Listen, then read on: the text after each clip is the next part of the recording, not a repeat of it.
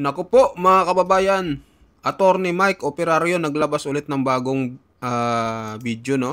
At ang title dito, ang magnanakaw at corrupt ang tunay na destabilizers ng gobyerno. Ayan. Tapos dito sa caption niya dito sa ang corruption ang ugat ng destabilisasyon, hindi ang mamamayan. Tama.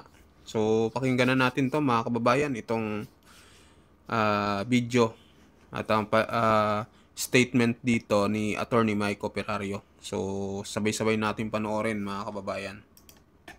Mula sa lessons ng kasaysayan, malalaman natin na ang pag-collapse ng isang imperyo at sa kasalukuyan ng mga gobyerno is usually triggered by a collapse in the economic system.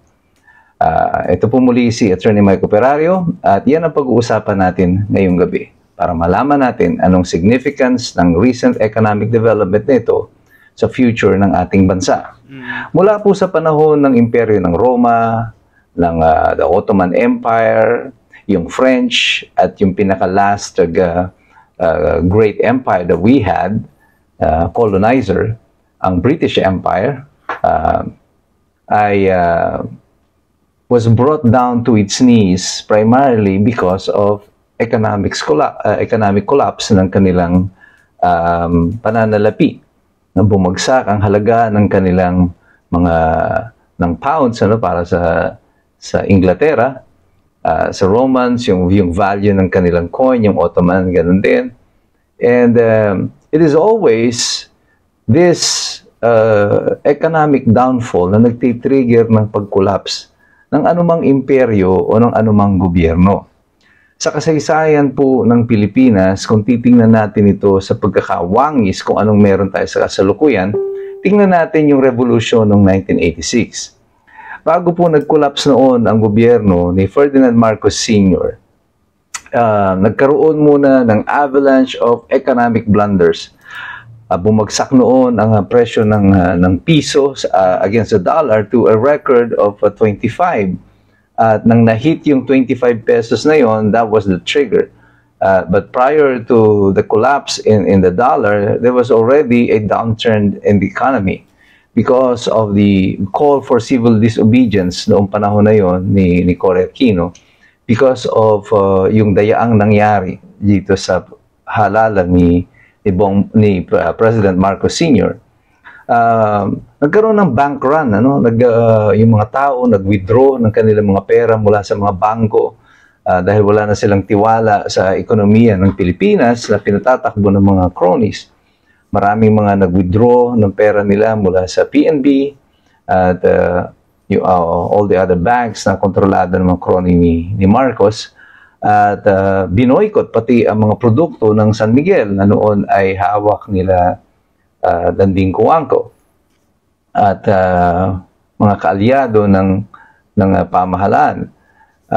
Na noon, ang presidente ay si Ferdinand Marcos. The stock market was in a state of collapse and this triggered yung coup d'etat. Recently, paulit-ulit binabanggit ni Claire Castro, ngayon ni Gibo Teodoro, na haharapin daw ng gobyerno ang lahat ng mga destabilisasyon na ginagawa. You know, the greatest destabilizer of this country are not the people. It is you, the government. It is corruption. Kaya noon ko pa sinasabi ito, ang corruption, ang vote buying is a national security threat. Bakit? Well, number one, yung corruption na nangyayari sa pamahalaan. For example, sa Bureau of Customs na lang. Lahat ng produkto pwede mong ipasok sa Pilipinas. Walang bukasan ng mga container vans. Basta ayos ang bigayan dyan sa Bureau of Customs. Pwede ka nang magpasok dito ng mga armas. Kaya na nga siguro magpasok ng China kung hindi pa man sila nakapagpasok dito ng sarili nilang mga armas na naka-standby. At baka pag nagkaroon ng gera, ay meron sila man naka-estasyon dito ng mga base o mga stockpile ng armas. Because this is what corruption in Bureau of Customs will give us. Walang check doon sa pagpasok ng mga bagay na nakasasama sa ating seguridad. Ang banta niyan, pati sa insurgency, doon sa mga NPA, makakabili silang armas, sa mga militant groups in Mindanao. And yung corruption na nangyayari naman sa ating pamahalaan is destabilizing our economy. And this is shaking the foundation of our economy at the moment.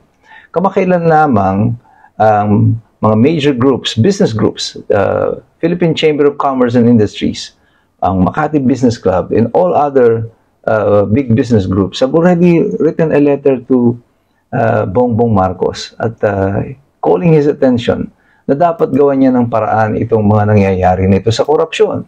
And just a couple of days ago, sumulat din ang Employers Confederation of the Philippines sa presidente at ganun din ang hinihiling. A few weeks ago, nadinig natin yung chairman ng SEC nagsabi, yung nag-devalue ang ating kalakaran, yung presyo ng kalakaran natin sa Philippine Stock Exchange, only to withdraw it later when his statement was debunked by Malacanang. Pero right now, yung datos ang nagsasabi, the Philippines stock market now has the poorest performance among Southeast Asian nations. Panghuli talaga tayo. The volume of trading is way down doon sa mga nangunguna sa atin, kagaya ng Singapore, Vietnam. Would you imagine Vietnam stock market has beaten us? Mahigit silang $1 billion ang trading nila. Sa atin, nasa 100 million lang. No? What's happening to the Philippines? And then, this disastrous Southeast Asian Summit, kung saan pati yung Pangulo natin hindi nakapagpa-picture taking dahil nahuli siya. Pagkatapos nakapagtataka yun, guys, no? Bakit wala si BBM doon sa picture? At bakit hindi man lang siya hinintay, mga kababayan? Ibig sabihin, parang hindi siya importante, no? Talagang siguro ramdam din ng mga ibang bansa, mga ibang presidente, yung corruption dito sa Pilipinas. Kaya ganun siguro yung ginawa. Para sa akin lang yun, mga kababayan. Ano sa palagay nyo? Bakit hindi hinintay itong si BBM sa photo ops ng mga presidente, yung nagkakamayan? Wala siya, di ba? First time in history, mga kababayan. Ganun ang nangyari. Napahabol na lang siya doon kasama sa Japan ASEAN Summit. At doon na lang siya nakahabol. Ang excuse, meron pa daw importanteng na mga meeting, you know. The picture, the optics that it sends the international community is terrible for the Philippines. Para tayong pinakikitang bansang walang disiplina, pati yung Pangulo natin doesn't know how to keep the schedule. Ang buong Southeast Asia, nagkakapit-kapit bisig na, ang Pangulo natin ay nawawala.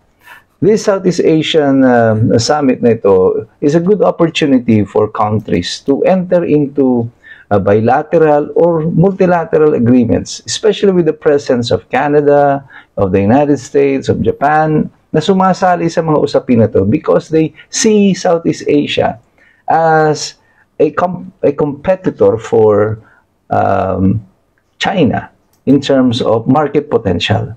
Kaya maganda ito sanang mga ganitong usapin. Pero the loser in this Asian Summit is the Philippines, who came home with nothing. Wala tayong nakuhang mga multilateral or bilateral agreement mula sa Japan or America or Canada. It's because wala na silang tiwala sa ating bansa. They feel as if any trading with the country as of the moment with this widespread corruption will be utterly useless at masasayang lang ang kanilang pera.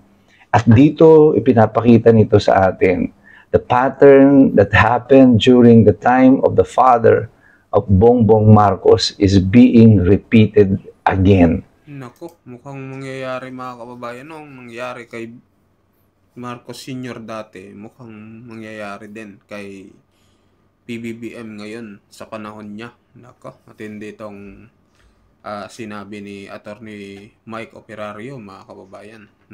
Nakakakilabot ito kung ito man ang mangyayari, mga kababayan. Sabi ko nga sa inyo noon pa, history is repeating itself in its worst form. Mas masama po ito kaysa doon sa naging kasaysayan ni Ferdinand Marcos. In the case of Ferdinand Marcos, it took him 20 years of plunder bago siya nasipa dito sa ating bansa. Dito pa lang ngayon sa kasalukuyan, 3 taon pa lang si Bongbong Marcos, lubog na tayo sa utang, ang ekonomiya natin is in shambles, the picture of corruption is not stopping and no one is being held accountable. At yan ay posibleng maging trigger ng destabilization ng ating bansa. Hindi po yung mga tao nagde-destabilize sa ating bansa sa kasalukuyan. It is the government itself, your incompetence at yung corruption na nangyayari, the impunity of these government officials na hindi nananagot sa kanilang mga ginagawa ay pumapatay sa kumpiyansa ng mga negosyante sa ating bansa. Kaya tayong lahat, dapat tayong patuloy na nagmamasid sapagkat marami pa pong mabilis na mangyayari sa mga susunod na mga araw. Pero huwag kayong kakabahan, huwag kayong matatakot, be confident, and always pray that at the end of this darkness, there will always be the sunshine that will cast its light upon us. Basta patuloy tayong makilahok, sumali tayo, at patuloy tayong magsipag-aral sapagkat mahirap makialam ang taong walang alam. God bless you. God bless us all. Mabuhay ang Republika ng Pilipinas. So ayun mga kababayan, masasabi nyo dito sa statement ni Attorney Mike Operario na baka daw itong si BBM ay matulad sa kanyang tatay na si Marcos Sr. Pero mas matindi pa daw itong nangyayari ngayon sa panahon ni BBM dahil sobra daw ang corruption ngayon mga kababayan. Tapos 'di ba yung nangyayari din sa summit ngayon, sa Asian Summit sa Japan na tila ba ay hindi man lang hinintay si BBM sa photo ops. Talagang isa 'yon sa mga rason kung bakit tila ramdam din ng ibang ibang namumuno sa ibang bansa na ang corruption dito sa Pilipinas ay sobra-sobra mga kababayan. So kayo mag-comment kayo mga kababayan anong masasabi nyo dito sa opinion ni Attorney Mike Operario at sa kanyang sinabi mga kababayan. So ayun, sa mga bagong pasok, pa-subscribe po ng ating channel mga kababayan. Maraming salamat po sa inyong lahat.